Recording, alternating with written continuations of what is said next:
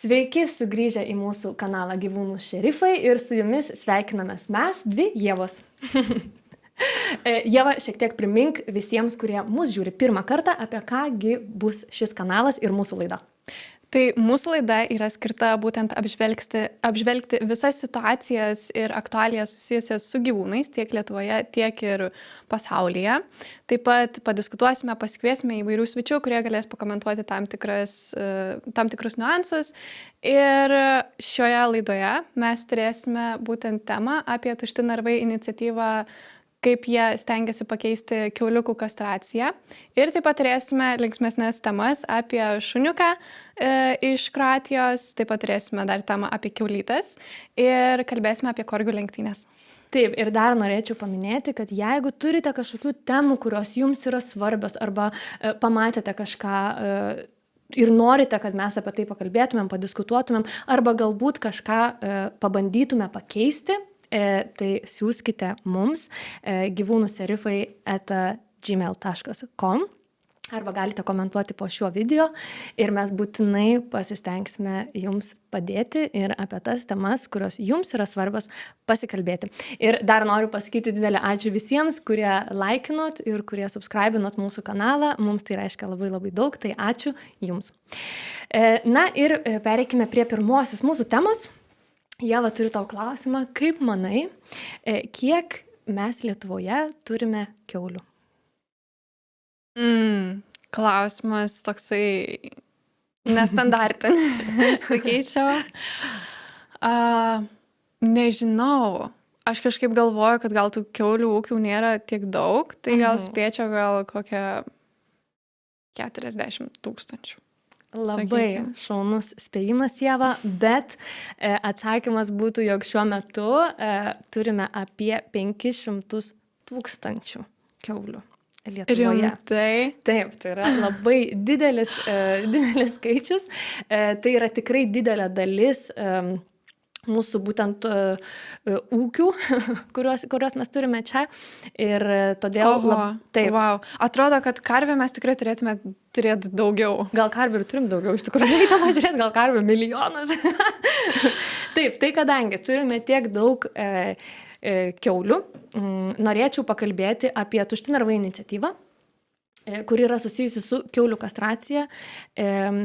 Ir Tušti narvai siekia panaikinti vieną punktą, kuris šiai dienai leidžia kiaules iki 7 dienų kastruoti be nuskausminamųjų, kas man skamba tikrai labai žiauriai ir išties skausmingai, tai norėčiau paskaityti būtent tą punktą, kurį jie bando pakeisti. Tai yra 32 punktas.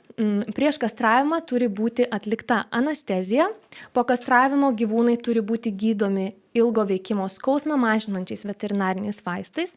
Kastruojant jaunesnius negu 7 dienų amžiaus kuiliukus, šio punkto reikalavimai netaikomi.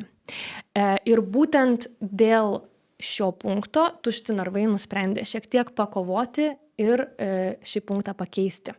Galbūt, Ieva, tu galėtum papasakoti, kuriuose šalyse jau yra uždrausta kastruoti paršelius be nuskausminamųjų. Tai aš ir norėjau sakyti, kad labai keista, jog mes taip kažkaip keistai esam kaip ir apibrėžę tą visą įstatymą, kad būtent iki 7 dienų galima. Nes pavyzdžiui, Suomija, Vokietija, Prancūzija, Švedija, Nyderlandai, Norvegija ir Belgija yra jau uždraudę kastravimą be nuskausminamųjų. Ir griežtesni kastracijos ribojimai taikomi taip pat ir Šveicarijoje ir Danijoje. Taip, tai šiek tiek yra liūdna, kad mes vis dar paliekam tokią, sakyčiau, spragą, kuri leidžia ūkininkams, atlikti tokį, sakyčiau, gan barbarišką veiksmą be jokių nuskausminamųjų. Tai dar truputėlį norėčiau pakalbėti apie tai, kodėl apskritai kastracija yra vykdoma. Taip, taigi, paršeliai kastruojami, siekiant sustabdyti sėklidžių steroidinio hormono androstenono gamybą. Ir šis hormonas gali tam tikram kiekį kiaulių paveikti mėsos kvapą.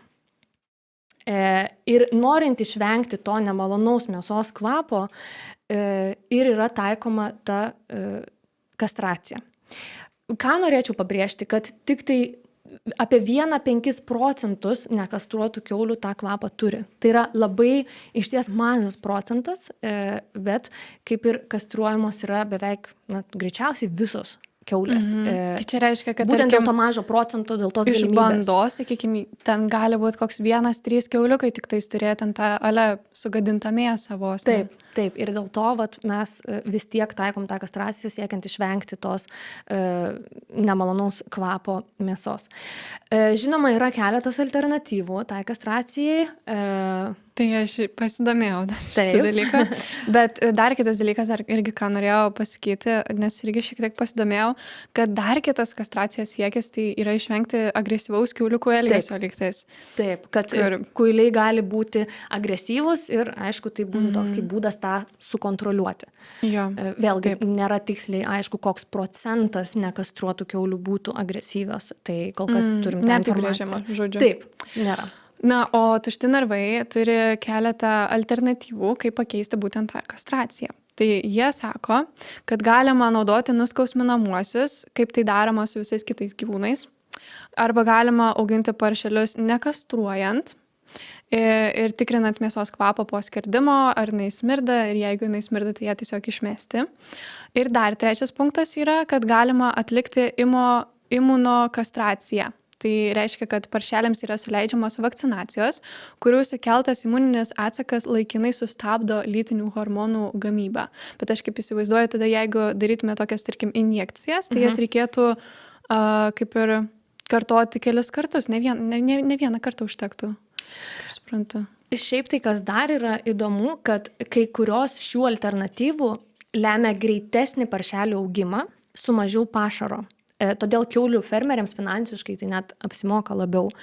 Dar kas yra įdomu, kad 77% lietuvių mano, jog Lietuvoje turėtų būti uždrausta paršelius kastruoti be nuskausminamųjų. Buvo atlikta apklausa 2024 metais ir labai įdomu, kad iš ties tokia didelė dalis visuomenės visgi galvoja, kad nėra gerai kastruoti paršelius, nors ir labai jaunus, nors ir labai mažus. Iš esmės tai netgi buvo daryti protestai būtent prieš veterinarinę tarnybą susirinko žmonės ir protestavo, kad uždraustų būtent va šitą paršelių kastraciją. Taip. Tai ačiū vėlgi tiems, kurie galvoja apie tai, kuriems tai yra svarbu ir kurie bandote tai pakeisti. Labai ačiū. Iš tiesų mes ir esame gyvūnų balsas ir turime visi kartu pabandyti pakeisti šią situaciją.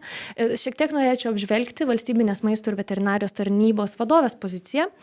Audronė Mikalauskienė teigia, kad yra jau kalbėjusi ne kartą su tuščiais narvais ir kiaulių augintojais, žino šalių pozicijas ir mato bendro sprendimo perspektyvas. Šiuo metu yra daromi tam tikri veiksmai, siekiant pakeisti situaciją. Pavyzdžiui, šiuo metu tariamasi dėl pilotinio projekto, keliose ūkiuose ketinama auginti kiaules jų nekastruojant. Kad gimtų konkretus sprendimas ar keli pasirinkimo variantai, reikia visų suinteresuotų šalių diskusijos ir jie yra pasirengę tas diskusijas rengti ir jei šalim pavyktų susitarti, jį teigianti, kad mielai padės parašą dokumente. Tai norėčiau dabar šiek tiek padiskutuoti. Kaip tau, Ieva, atrodo, ar reiktų drastiškai keisti, tiesiog išbraukti tą punktą, išbraukti tą nuostatą, ar visgi reikėtų pasirinkti tokį šiek tiek galbūt ilgesnį kelią, kur pabandyti su keliais ūkiais, galbūt bandyti taikyti tam tikras alternatyvas, galbūt šviesti visuomenę ir ūkininkus apie kitus būdus ir apskritai, kad tai yra tam labai žiaurus būdas iš tiesų kastruoti be jokių nuskausminamųjų ir tiesiog pasirinkti būtent šitą tokį ilgesnį kelią, siekiant pakeisti šią situaciją. Tai kaip tau atrodo, ką reikėtų daryti? Aš tai galvoju, kad reikėtų tiesiog paimti ir išbrauktą sakinį. Nes, o koks skirtumas, kas pasikeis, jeigu mes, tarkim, eisime ilgesniu keliu? Gal jisai pasitvirtins ir tai bus puiku ir tada iš viso tie paršeliai bus nekastruojami. Bet, tai prasme, net jeigu pasitvirtins, išbraukus sakinį niekas nepasikeis. Paršeliai vis tiek bus apsaugoti ir jie tikrai nejaus to viso skausmo. Nes, tai yra žiauru. O kaip tau atrodo? Nežinau, man šiaip pabūsiu, kaip ten sako, devil's advokatė, velnio advokatė. Iš ties, aš kai pasidomėjau šiek tiek daugiau pačios Audronės poziciją, man atrodo labai svarbu, kad jinai bando vesti dialogą, atrasti tą dialogą, kalbėtis, nes iš tiesų kiaulių auginimas yra didelė dalis mūsų visos tos ekosistemos ir tai yra svarbi dalis mums Lietuvai ir manau yra svarbu išgirsti visas pusės, suprasti, kodėl tai yra daroma ir kadangi ūkininkas gali pasirinkti, ar jisai naudos tos nuskausminamosios ar nenaudos, čia yra tokia palikta kaip ir pasirinkimo laisvė, tai aš manau, kad šviečiant visuomenę ir leidžiant tarsi jiems patiems nuspręsti ir pasirinkti, bet kad jie pasirinktų tą teisingą variantą, nors tai yra ilgesnis kelias, aš visgi manau, kad yra svarbu tai atlikti lėtai, keičiant patį mąstymą, o ne tiesiog iškart uždraudžiant, nes be abejo reikės kažkam ir kontroliuoti, ar to draudimo yra laikomasi, kas tai kontroliuos. Tai vėlgi reikalaus sukurti sistemą, kaip mes palaikysim, kad visa tai vyktų. Ar veterinarai bus atsakingi už tai, kad būtų iš tikrųjų suleistas tas nuskausminamasis, ar paliksim tiesiog ant sąžinės. Ta prasme, kaip visa tai vyks, tam reikės mechanizmo. Todėl man atrodo, kad keisti iš lėto ir keisti mąstymą yra galbūt teisingesnis šiuo atveju variantas. Bet mes paklauskime mūsų žiūrovų. Tai jeigu jūs galėtumėt pakomentuoti, kaip jums atrodo, koksai variantas būtų ilgalaikis ir atneštų geriausiai įmanomą rezultatą. Ar visgi tiesiog braukiam ir nediskutuojam, ar bandom kalbėtis ir eiti ilgesniu keliu. Būtinai parašykite komentarus. Taip. Arba jeigu norite ilgesnį tokį laišką parašyti, tai siūskite į gyvūnuserifai@gmail.com. Taip.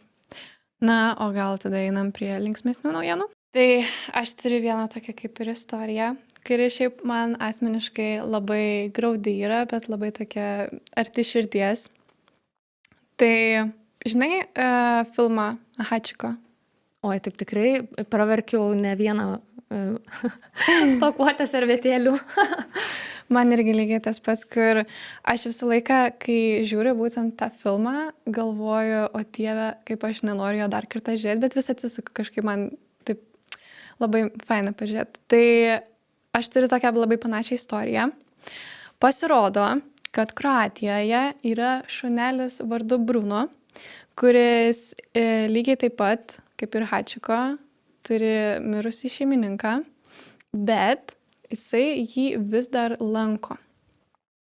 Pats šeimininkas numirė jau prieš kurį laiką, bet šunelis jisai vis dar lankosi lygiai tokiose pačiose vietose, kur ir buvo kartu su šeimininku. Tai reiškia, kad jeigu šeimininkas ėjo, tarkim, tam tikrom dienom į bažnyčią, į užeigas, ten pas kaimynus, į parduotuvės ir visą kitą, tai šunelis, jisai kiekvieną dieną lankosi bažnyčiai, užeigai, parduotuvėse ir pas visus kaimynus. Ir dar apsilanko būtent pas šeimininką, paguli prie jo kapo.